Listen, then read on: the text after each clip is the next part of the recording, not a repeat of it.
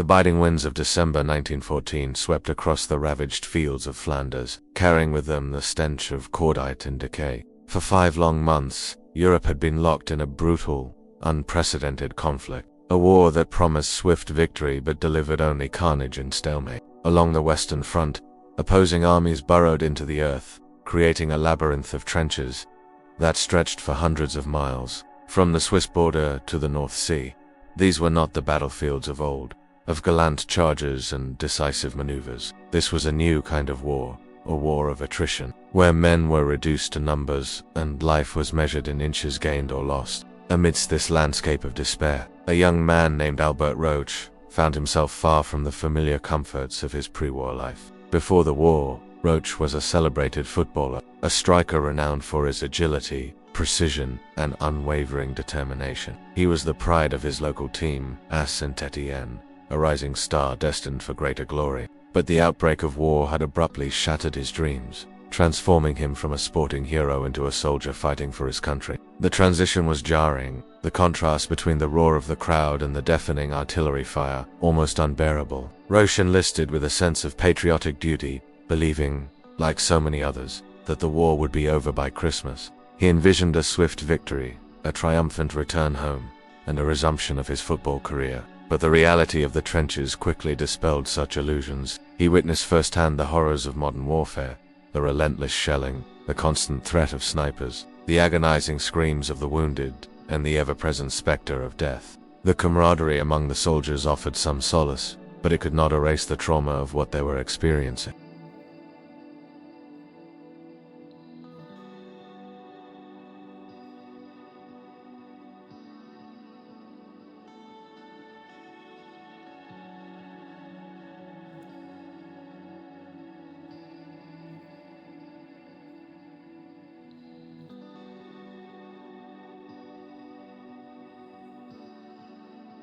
The trenches were a world unto themselves, a claustrophobic and dehumanizing environment. Rats scurried through the mud, feeding on the detritus of war. Lice infested clothing, causing relentless itching. The air was thick with the smell of damp earth, unwashed bodies, and decaying flesh. Sleep was a luxury, often interrupted by the sound of gunfire or the urgent call to stand to. The days and nights blurred together in a monotonous cycle of fear, boredom, and exhaustion. Despite the grim circumstances, Roach clung to his humanity. He refused to succumb to despair, finding ways to maintain his spirit and morale. He organized impromptu football matches in the relative safety of the rear trenches, using makeshift balls and whatever space they could find. These games provided a brief respite from the horrors of war, a chance to forget, if only for a few moments, the grim reality that surrounded them. Roach's skill and enthusiasm inspired his comrades, reminding them of the life they had left behind and the hope of a return to normalcy. It was during one of these informal matches that Roach's life took an unexpected turn.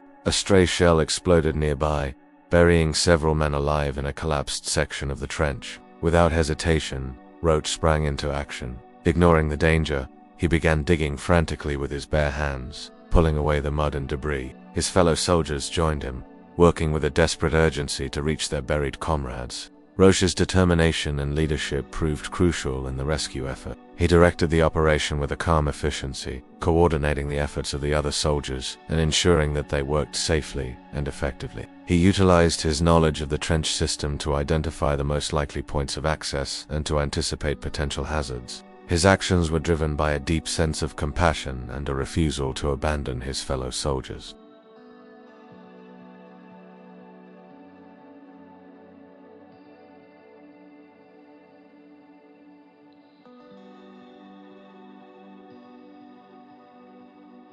After what seemed like an eternity, they finally reached the buried men. Miraculously, all of them were still alive, though badly injured. Roach and his comrades carefully extracted them from the collapsed trench, providing first aid and ensuring their safe evacuation to a nearby medical station. The rescued men owed their lives to Roach's quick thinking, courage, and unwavering commitment to his fellow soldiers. This act of heroism marked a turning point in Roach's wartime experience. He realized that his skills and abilities extended beyond the football field. He discovered a capacity for leadership and a deep sense of responsibility for the well-being of others. He understood that even in the midst of war, it was possible to make a difference, to save lives, and to preserve humanity. His actions inspired his comrades and earned him the respect of his superiors. The story of Albert Roach is a testament to the resilience of the human spirit in the face of unimaginable adversity. It is a story of transformation, of a young man who found his true calling not on the football field, but in the trenches of the Western Front. It is a story of courage, compassion, and the unwavering belief in the power of humanity to overcome even the darkest of circumstances. It is a story that challenges our understanding of heroism and reminds us that true greatness can be found in the most unexpected places. The subsequent narrative will explore the specific events and decisions that led Roach to become not just a soldier, but a symbol of hope and selflessness in the midst of a brutal and senseless war.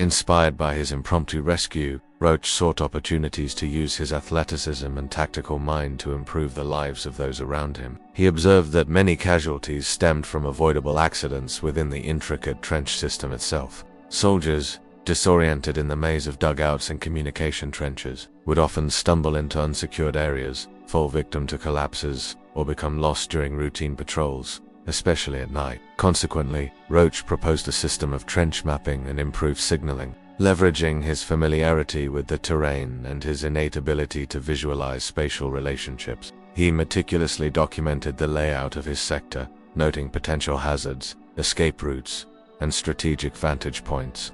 He then advocated for the implementation of a simple yet effective system of colored markers and reflective signs to guide soldiers through the trenches, particularly during periods of low visibility. This was met with some skepticism by officers entrenched in old routines, but Roach's persistence and the demonstrable benefits of his pilot program gradually won them over. Moreover, Roach recognized the psychological toll the war was taking on his fellow soldiers. The constant bombardment, the pervasive fear, and the unrelenting monotony of trench life led to widespread anxiety and depression. Building on this, however, he initiated informal gatherings where soldiers could share their experiences, express their fears, and find solace in camaraderie. These meetings, often held in makeshift shelters or abandoned dugouts, provided a safe space for emotional release and mutual support. Roach, with his natural charisma and empathetic nature, acted as a facilitator, encouraging open communication and fostering a sense of community.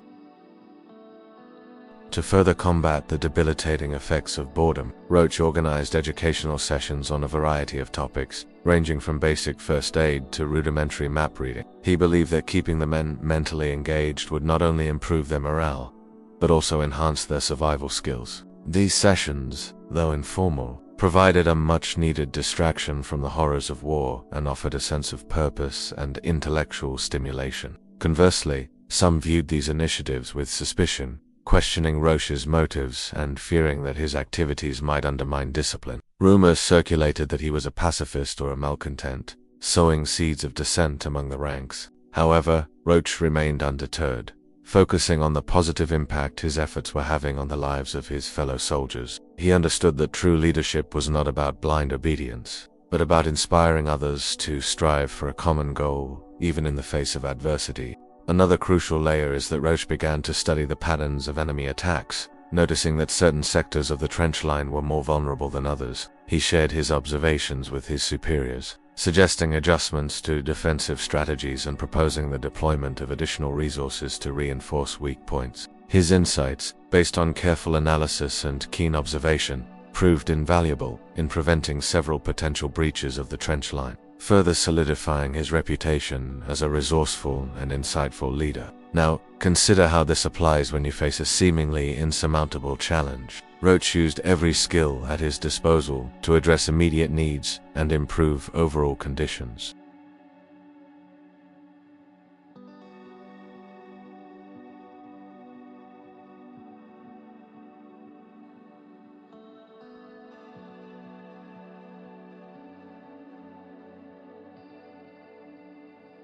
Reflecting on this journey thus far, one begins to perceive a pattern. emerging a tapestry woven not of grand strategic victories or sweeping pronouncements, but of countless small acts of resilience, compassion, and ingenuity. It's akin to observing a forest not by its tallest trees, but by the intricate web of roots and fungi that sustains the whole. The narrative has traced the contours of a life irrevocably altered by war, yet simultaneously shaped by an unwavering commitment to something beyond mere survival. The essence resides not merely in the actions themselves, but in the ripple effect they generated, the subtle shifts in morale and perspective that gradually reshaped the landscape of human interaction within that confined and brutal environment. It's like watching a single stone dropped into a still pond.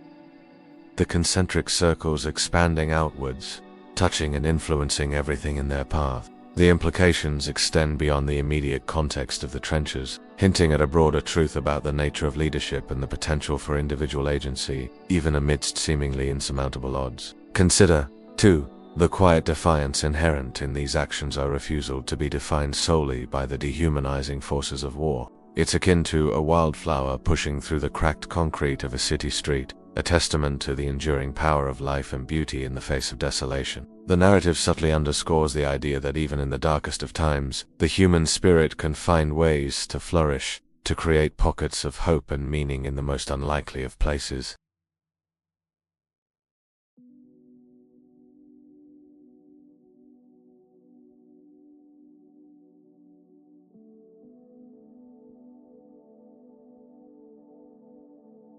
Drawing these strands together, a profound sense of transformation emerges. The footballer, once celebrated for his athletic prowess, evolves into something far more complex: a leader, a caregiver, a strategist, a beacon of hope in a world consumed by despair. It is a metamorphosis, a refining fire that tempers and strengthens the spirit, revealing hidden depths of character and resilience. This transition is more than just a change in role. It's a fundamental shift in perspective, a realization that true strength lies not in physical dominance, but in the ability to connect with others, to inspire hope, and to act with compassion, even in the face of unimaginable suffering. As we pivot towards the final reflection, consider the enduring relevance of this story. It's not simply a historical account, but a timeless exploration of the human condition, a reminder that even in the midst of chaos and destruction, the seeds of hope and healing can take root and blossom. The challenge lies in recognizing these seeds, in nurturing them, and in allowing them to guide our actions, both in times of crisis and in the everyday moments of our lives. The path forward requires us to embrace the values that Roach embodied: courage, compassion, and an unwavering commitment to the well-being of others. The story of Albert Roach, etched against the brutal backdrop of World War I, transcends a simple recounting of historical events. It becomes a mirror reflecting the multifaceted nature of the human spirit, its capacity for both profound destruction and extraordinary acts of selflessness. His journey from celebrated athlete to unsung hero reveals a subtle but powerful truth: that true greatness often lies, not in the pursuit of personal glory, but in the unwavering commitment to the well-being of others, even in the face of unimaginable adversity. It is a quiet revolution of the heart, transforming the landscape of human interaction, one act of compassion at a time.